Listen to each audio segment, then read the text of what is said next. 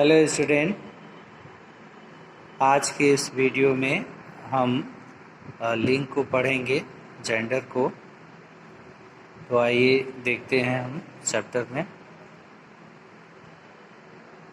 लिंग का अर्थ है पहचान या चिन्ह।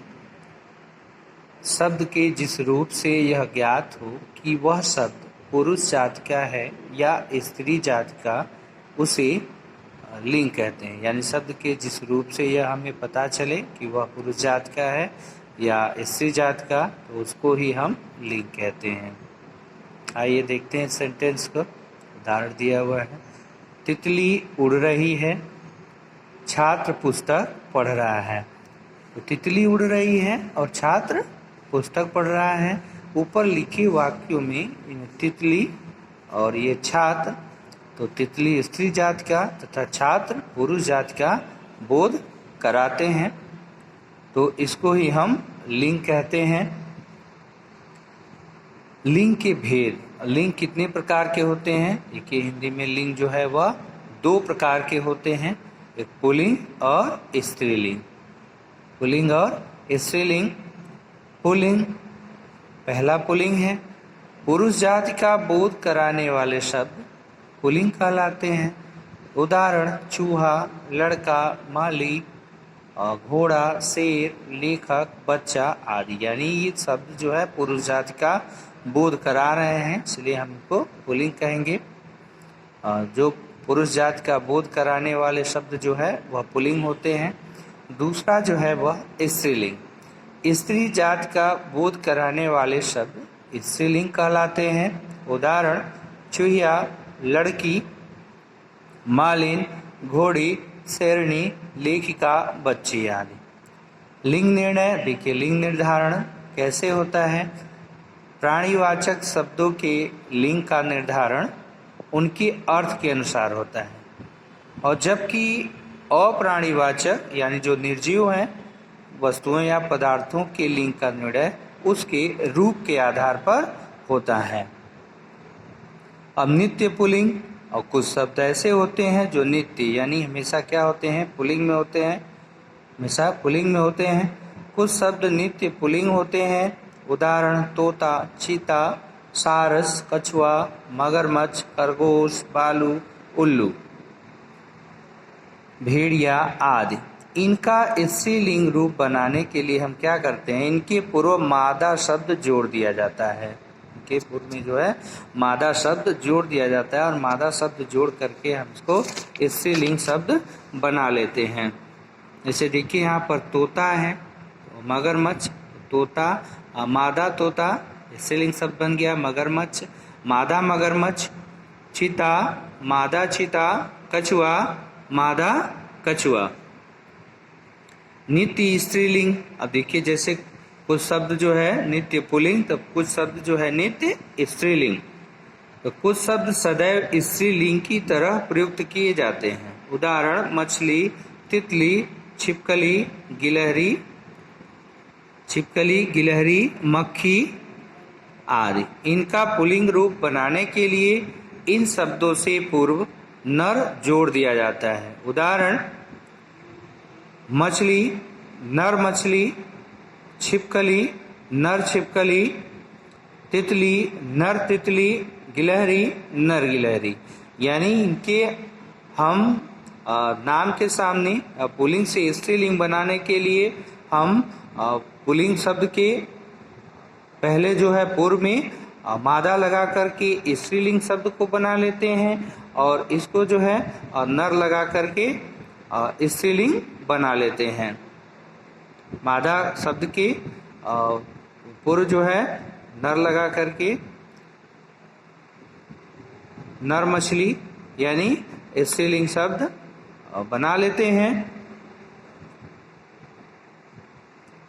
मछली, तितली, छिपकली, गिलहरी और मक्खी आदि, इनका पुल्लिंग रूप बनाने के लिए इन शब्दों से पूर्व नर जोड़ दिया जाता है। यानी इनके पहले जो है पुल्लिंग बनाने के लिए नर शब्द हम जोड़ लेते हैं। जैसे हम पुल्लिंग में मादा जोड़ लेते हैं, वैसे ही स्त्रीलिंग में नर जोड़ लेते हैं।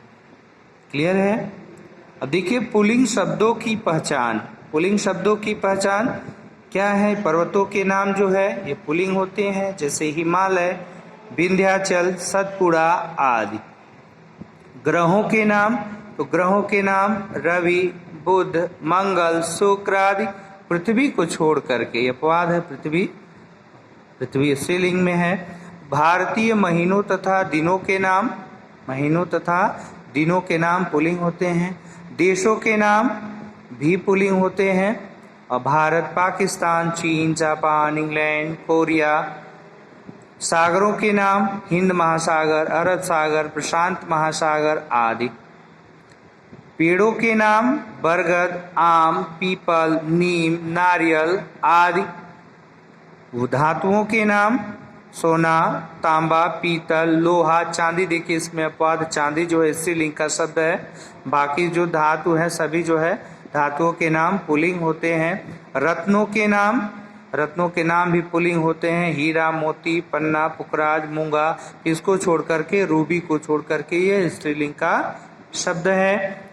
शरीर के कुछ अंगों के नाम, शरीर के कुछ अंग हैं जो प्राय पुल्लिंग होते हैं। आँख, कान, गला, हाथ, पैर आदि कुछ होते हैं जो स्त्रीलिंग भी होते हैं। अंगों के नाम जो है यहाँ पुल्लिंग वाले हैं, आँख, कान, गला, हाथ, पैर आदि। भाववाचक संज्ञाएं मोटापा, बुढ़ापा, परोपकार, बचपन, बहाव, उतार आदि। ये सारे शब्द जो हैं पुल्लिंग के हैं। व्यवसाय सूचक शब्द पुल्लिंग होते हैं, जैसे न्यायाधीश, वकील, डॉक्टर, दुकानदार, चपरासी, उद्योगपति आदि। यानी ये शब्द जो है पुल्लिंग शब्द का बोध कराते हैं। स्थानों के नाम कमरा, हॉल, पुस्तकालय, कार्यालय, भोजनालय और चिकित्सालय, सभा भवन, मंदिर, गिरजाघर आदि। वर्णमाला के कुछ अक्षर जैसे अ, आ, ए, ओ, औ आदि, ये जो है पुल्लिंग है। दान, आव, त्व, आपा प्रत्ययों से फूलदान, रोशनदान, बहाव, नेतृत्व, मोटापा आदि, ये भी क्या है? पुल्लिंग है। अंतहुन प्रत्ययों से अंत होने वाले शब्द हैं। ठीक है। अब देखिए स्त्रीलिंग शब्दों की पहचान है, तो पुल्लिंग की पहचान है कि ये शब्द पुल्लिंग होते हैं। अब स्त्रीलिंग की पहचान है, झीलों, नदियों के नाम जो हैं वो स्त्रीलिंग होते हैं। भाषाओं तथा लिपियों के नाम भी स्त्रीलिंग होते हैं।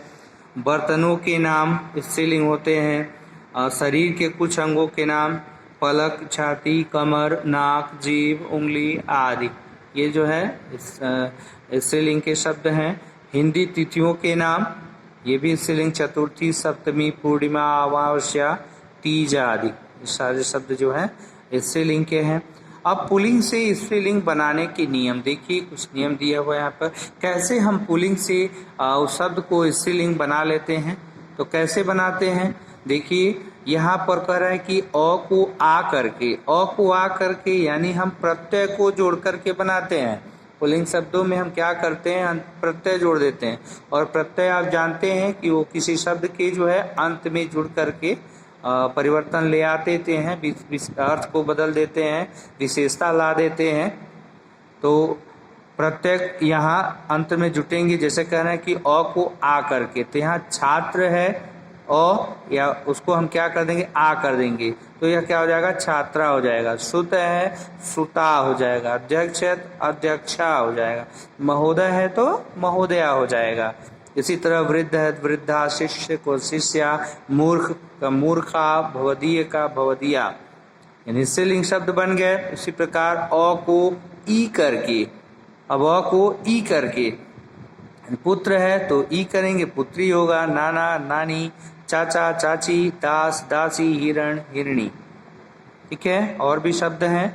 आ को या करके प्रत्यय हैं। ई, या, ईन सभी क्या है? प्रत्यय हैं। चूहा, चूहिया, लोटा, लुटिया, बूढ़ा, बुढ़िया, चिड़ा, चिड़िया, डिब्बा, डिबिया, बंदर, बंदरिया। शब्द के अंत में इन जोड़ करके, अब इन प्रत्यय जोड़ करके किसमें? पुल्लिंग शब्दों में हम क्या प्रत्यय जोड़ते हैं? इन को। तो यहाँ पर सुनार में क्या हो जाएगा? सुनारिन।